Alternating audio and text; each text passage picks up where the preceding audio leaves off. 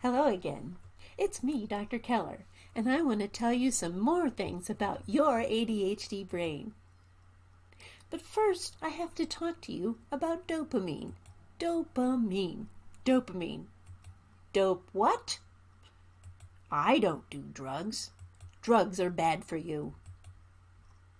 The word dope is in dopamine, but this is a drug that your brain makes.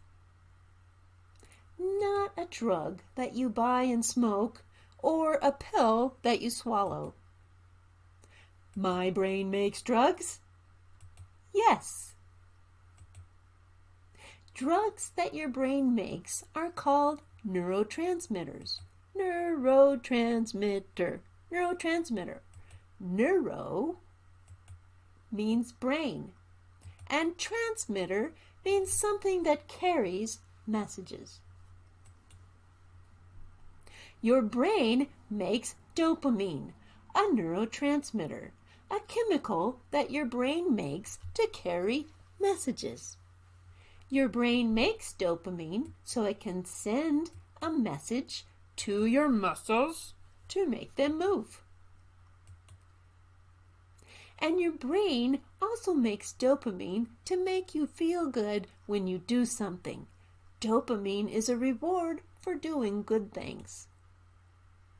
It's like the reward you get for taking out the trash. When you take out the trash, someone might give you a reward, like a cookie, or maybe even some money. And you feel good because your brain makes dopamine when you get a reward. But the brain of kids with ADHD doesn't make as much dopamine as other kids' brains. Some kids solve a very hard problem in math and their brain makes dopamine. Some kids eat vegetables and their brain makes dopamine. Some kids clean their room and their brain makes dopamine. But the kids with ADHD might find these same things, doing math, eating vegetables, cleaning their rooms, very boring because their brain doesn't make a lot of dopamine.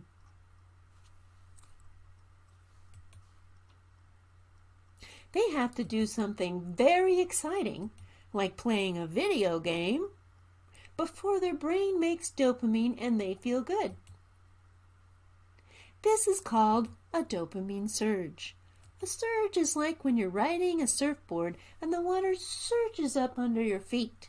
Or it's like when you feel a sudden burst of happiness, like when you were a little kid and someone threw you high up into the air.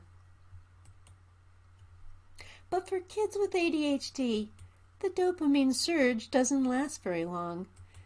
And then you feel bored again, and you start fidgeting with your fidget. Kids with ADHD might also have more trouble waiting for things to happen. Everybody has trouble waiting. I don't like waiting for the doctor. And I don't like waiting for the light to turn green when I'm driving. But kids with ADHD have a really hard time waiting, especially when there's nothing fun or exciting to do. Like when you're waiting to eat in a restaurant, you left your phone at home and there's nothing to do. You might start asking your mom, "When do we eat? I'm hungry. When do we eat? I can't wait any longer."